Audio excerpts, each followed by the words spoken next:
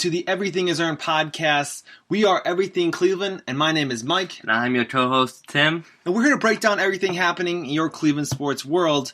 And we're actually going to start today with the Cavaliers because the Browns have been such a bummer recently, and there's really not much going on a Tuesday. I mean, we've covered most of it. We all know the storylines, execution, disappointing season, coaching staff, disappointments, underperforming players. We'll get to that in a little bit, but we're going to start off with the Cavs here. Yeah, so the Cavs actually, they played the Celtics, and they didn't do exactly what we were looking for from them. They had a rough start of things. It was slow. They didn't get Kevin Love the ball early. We were midway through the third quarter, and he only had 7 points, which is not what you want out of your best player. What should be your primary option? Your primary option, yeah. The offense needs to run through Kevin, and if he has 7 points in the third quarter, that's a bad thing to be happening. He just didn't look like he had it all together yesterday. He picked it up a little bit later in the game, but the Cavs had a hard time getting him the ball. And then with the big game that Gordon Hayward had, and with he had 39. Yeah, and with the game Kemba Walker had, it was just real tough. Kemba seemed like he couldn't miss. I mean, even late in the game, he had some tough shots. They didn't play bad defense on him necessarily. He just hit some really tough shots, and it makes me go back to thinking about if Cavs could have got Kemba when we were rumored to get Kemba, and we didn't. And it's just real upsetting. Jack doesn't like the fact that we didn't get Kemba either. He's real upset about it. Yeah, ultimately our dogs know basketball, and when it comes down to it, Kemba Walker is a gamer, and Jack just recognized his ability to create space, to make plays, and to score the basketball. And he's really upset that Kobe Altman didn't do the necessary job at GM to go get a difference maker like that. They should have. They absolutely had the opportunity to. They were clutching onto that Colin Sexton pick so hard when you could have just went and gotten Kemba. Yeah, always go for established talent over future possible rising stars that may happen in the future.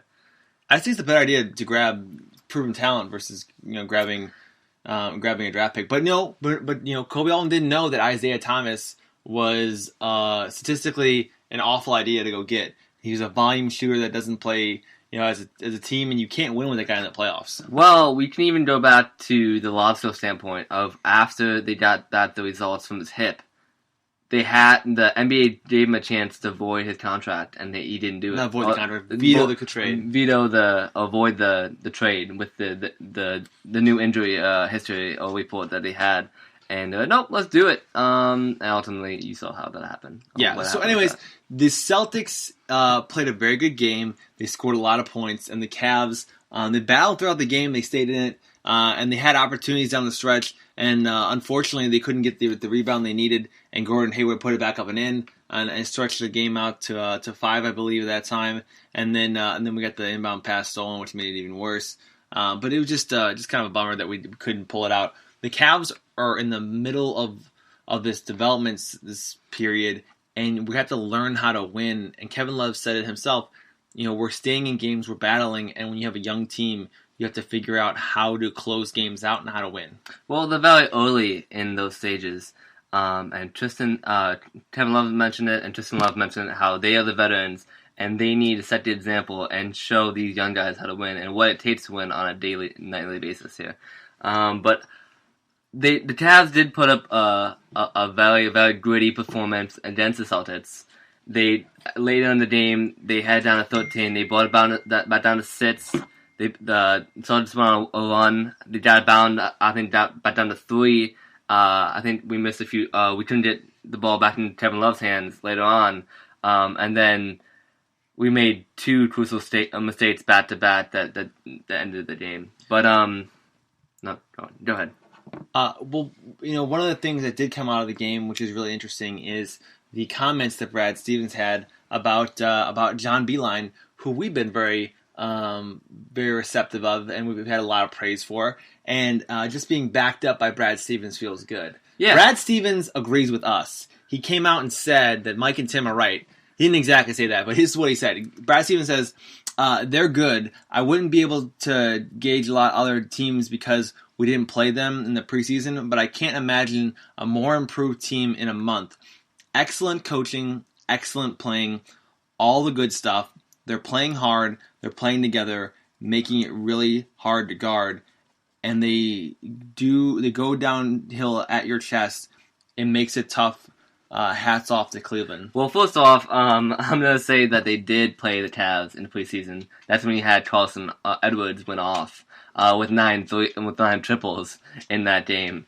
I think Stevens was a little out when he said that. I mean, you can't forget about that game a little bit. No one remembers the preseason, Tim. Yeah. So it didn't matter, but he did definitely see a difference, and you can see it game to game. We talked about how John Beilein has mentioned what they want to prove upon in the interviews, in his press conferences, and then they go out and do it, and they make those adjustments. And highly respected Brad Stevens of the Celtics, everyone thinks is phenomenal, the next Greg Popovich and all that, agrees with Timmy and I that John Beilein's awesome, and we've been saying that since the jump. So, just so you know, it's not just us saying, it's also a real NBA coach that agrees that John Beilein is an excellent coach. And the Cavs are on a good path, and that the coaching is making all the difference. Coaching makes a huge difference, and on the flip side of things, that's when you see Freddie not make those little tiny changes. It's all the little things.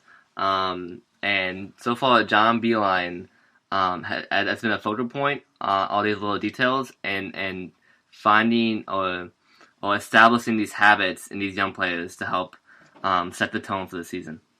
Right, so now that we know there's a lot of good things going with the Cavs, they've been a lot of fun to watch. There are some things that we've kind of been paying attention to that we wanted to let you guys know about to keep an eye on. So Darius Garland has been a little bit rough on his start to his NBA career, but that's okay because you look at Trae Young's number last year. Like, he had a real rough go of it to start the season. In the first half of the season. And as you start to get your legs under you, as you start to understand the NBA game more, you'll start to develop that. Point guard is a hard position to play, and Garland doesn't not look like he has the ability. It's just a matter of reading the game and making the decisions. But I don't have a fear that he doesn't lack the ability to do so. It's just been like he's kind of been caught in between a lot. He has, especially on the offensive end, I think I've seen an improvement from the preseason. A big improvement. He was absolutely awful in the preseason defensively. He's starting to realize and pick up the speed and the physicality of the NBA game. But I think he's yet to figure out is the offensive game, which he, especially off pick and rolls, he saw a little bit like some nice plays, instinctive plays in preseason off pick and rolls with Thompson. But Garland's gotten caught in between, off the pick and rolls especially, deciding whether to do a floater or a mid-range jump shot, and he's deferred to the floater often when he has plenty of space to take that mid-range jumper, especially with the pitch that Kevin Love and Tristan Thompson has set for him. And I think if he starts taking that little mid-range jumper, the rest of his game is going to open up. He have more space to take those layups and flows he wants. The other thing I'd like to see out of Garland is that, especially in the Celtics game, he passed open a lot of three opportunities that were wide open when he could easily have taken those shots instead of taking some of the off-balance ones or some of the contested ones he's taken. I think he had to build the game outside in, because if he gets his three ball going, then everything else will feed off that, because the teams are going to have to respect that three ball. And he's got the shooting ability. So right now, as a rookie, he's trying to be that good teammate. He's trying to keep the offense flowing. But with his scoring ability, I think he has to just pull those open threes. I think he is being a little too unselfish, and he needs to be decisive on his shot selection and when he decides to shoot, because he's been, like you said, he's been deferring to shoot on the ones he should take, and then later in games because he needs to be an active scorer on the offense. He's been trying to force it at times when it doesn't really fit what's going on in the game at that time. Yeah, absolutely. So I think we'll want you guys to look out for Garland's improvement on offense and kind of pay attention game to game, how he does. I'll be interested to see how he does against Washington, because I think Washington is a hot garbage team, and it should be a team that Garland can get a lot of practice on. And I think he should get a lot of shots up and get some shots up. Absolutely. But I think the thing that he needs to work on is to see is he needs to know what shots he should take every time. And once you start seeing the same thing over and over throughout the season, he's going to start becoming more and more decisive. And then you're not going to be seeing him shooting 29% from the field or 25% from three like he is right now. You're going to see those numbers go up to mid-40s for the field goal percentage and then high 30s from three. Yeah, absolutely. I'm looking forward to those adjustments he'll make because I really think he has a lot of potential, and you can see he has the basketball IQ to make those adjustments. And it's the pulse. He has the playmaking ability, and he can get where he wants to with the floor. He doesn't quite know what he's allowed to do scoring wise in the offense right now. Because I think he realizes that there's a lot of different scorers and a lot of good scorers on the team with the emergence of Tristan Thompson. Jay's been knocking down his corner threes. He's been on fire lately. And as we know, he has a solid relationship with Colin Sexton, so he's also trying to get him involved as well. So, some to look forward to, some to keep an eye on when you're watching the Cavs games. Keep your eye locked in on Garland and kind of zero in on him some plays and see what he does. So moving on to the Browns real quick here. A couple real quick tidbits that we're just going to fly through here. Odell was mentioned in some rumors today about him possibly being traded next year if the Browns don't get better, which is like, duh. Like, if you're not a good football team, your best players are going to end up in rumors, and the way to shut those rumors down is to go win football games. And especially with a name like Beckham is throughout the pro sports universe. Sure. Is the universe within the sports universe. Okay, well, he's a huge star in this game, and so he's the biggest names in football. So if he's not being talked about on the football field because he's had a mediocre year, and he hasn't been targeted many times, and he's averaging less than 5.5 catches a game. Easy clickbait. Yeah. So he said, if he's not being talked on the field, then he's being talked off the field. That's just he's built that brand where he wants to be talked about, and so what comes with that, if the Browns aren't doing well, which they aren't, you're going to see those negative rumors pop up. Yep. So we're going to move on to the next thing here. Let's talk about Hollywood Higgins real quick. We did post a video on our social accounts today asking, or not asking, but stating, wasn't it nice when the Browns let Hollywood Higgins play football? Because he made plays. He was a big time comfort and security blanket for Baker. And without him this year, it's been kind of a bummer. Because you haven't got to see him have that chemistry with Baker, and Baker's gonna have to try to learn to develop that chemistry with someone else, and it really hasn't panned out yet. Well, it's hard to continue to develop with Baker if he's not on the field with Baker.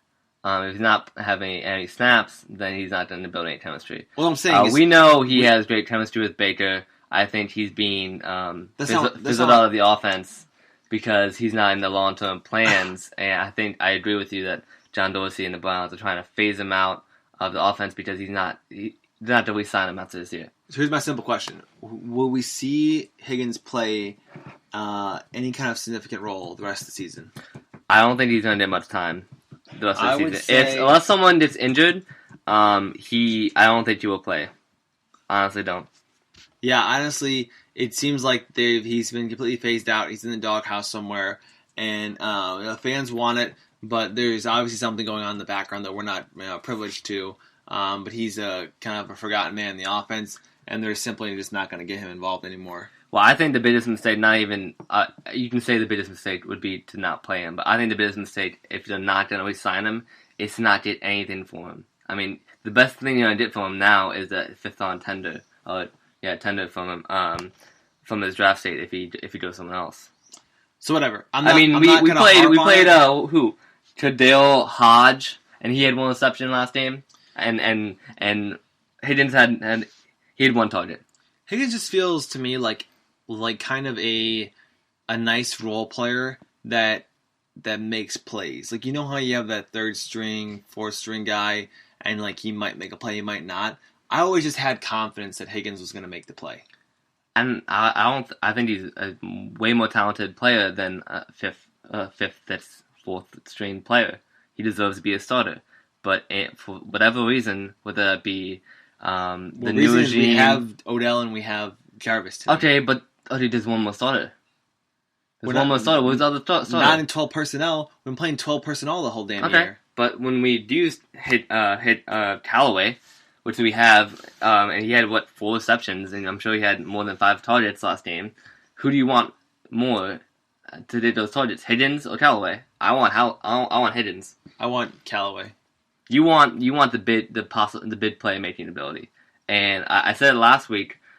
This offense isn't designed for that bid play, those bid play abilities after the catch, which doesn't make sense. Like I said, with those weapons you have. I want Callaway because I think Callaway has a higher ceiling, and because this year is clearly not gone as planned. So if he's not in our future plans, I want to continue to develop Callaway. But once again, actually, I think we should have. I think I said earlier. Should have traded him before the Higgins. Probably. Yes, we should have traded him.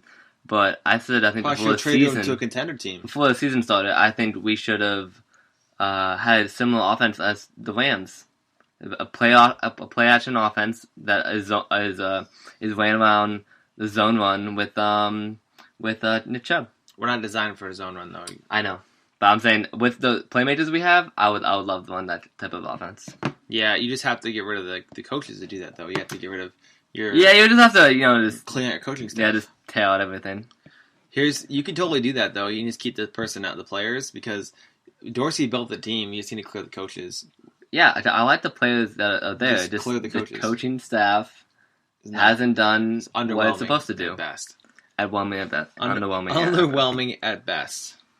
And that on a positive note with the Browns, so is the all positive notes. Just to let you guys know, Kareem Hunt returns from his 8-game suspension. How much this week against Buffalo? How much do you really care about that though? If it gets Hilliard out on third down and puts Kareem Hunt in, I care greatly. Okay, if it makes the Browns' offense good, then yes, I will care. But is he the missing piece? He's not going to re-sign with the Browns, dude. He's an 8-game rental at this point, and it only matters if you make the playoffs. Other than that, you're just taking away snaps from Chubb or load management for Chubb, or I don't know. All I want is the Browns' offense to be good again and for us to have a chance in the playoffs. But because we can't beat Denver, I don't really feel like we even have that chance. I mean, with 2-6, we could win the next 8 games. It's very unlikely with the way we're playing, and we'd have to rip off 8 games straight. We would have to clean up the biggest issues with the discipline, chemistry.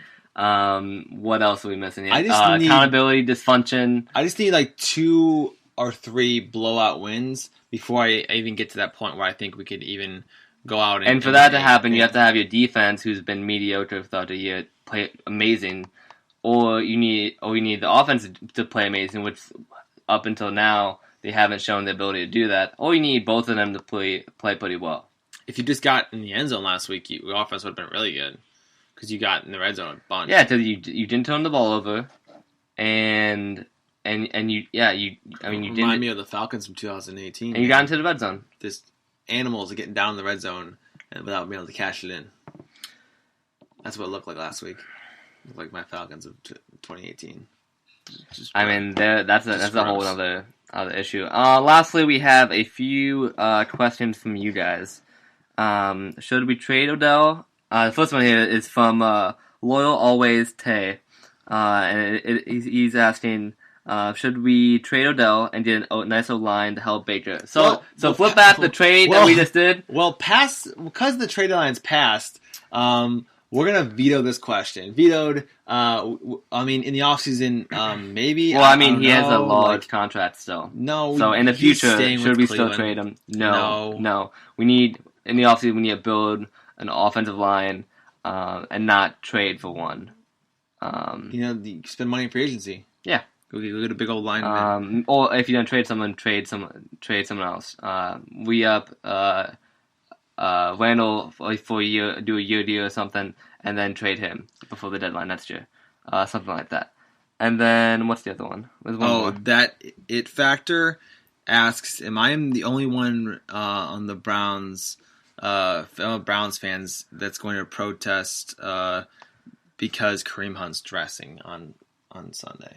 No, I don't. I'm sure other people out there are going to do that, but I'm not. I'm not of the belief that like someone can't like become a better person and be remorseful for their issues and then work from it from there. And I believe that what Kareem Hunt's done so far in the offseason and during the season, he's put a lot of work in to get to that space. And it's your right to not want to watch the football if you don't want to. But I just believe that the people can change and become better people. And I don't think I will add to that is I don't think he's done anything this offseason to show that he hasn't changed. Right. If he was still getting the nonsense, then yeah. But I mean, the only one thing that showed up, and that was from one of those paparazzi accounts. He just having an argument with a buddy in Cleveland bar. But yeah, it had nothing to do with any kind of nonsense. Any criminal activity or anything like that. I don't think there's any reason not to play him. You're more than welcome to protest if you'd like. I just won't be doing that because I believe Kareem Hunt's taken steps to become a better person and has shown remorse from his situation. And even the situation itself, everyone has their own opinion on what happened. But it's up to you. You can decide how you want to feel about it. It's totally up to you. No one's going to judge you either way. But we're going to watch Browns football come Sunday, and we're going to continue to watch Browns football until the season's over. Until we die. Or until we die. That also will probably happen. It might happen before the season's over. We'll see. No, we're going to survive. We're going to make it through the season, Tim. It's going to be a tough one here if we don't start winning some games. Okay, I mean we've won 2 games. That's more than. That's 1 game shy of what Hugh Jackson won in 2.5 years. Sure, so we can make it through. We'll survive. That's going to wrap things up here, though, for this episode of the Everything Is Earned podcast. We will be back Friday to talk about Browns preview against Buffalo, and then the Wizards preview too. The Cavs preview against the Washington. So thank you guys so much for joining. My name is Mike. I'm Tim. And remember, in Cleveland, everything is earned. Peace, guys.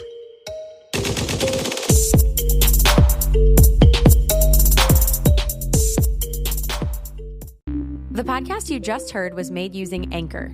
Ever thought about making your own podcast? Anchor makes it really easy for anyone to get started. It's a one-stop shop for recording, hosting, and distributing podcasts. Best of all, it's 100% free. Sign up now at anchor.fm/new. That's anchor.fm/new to get started.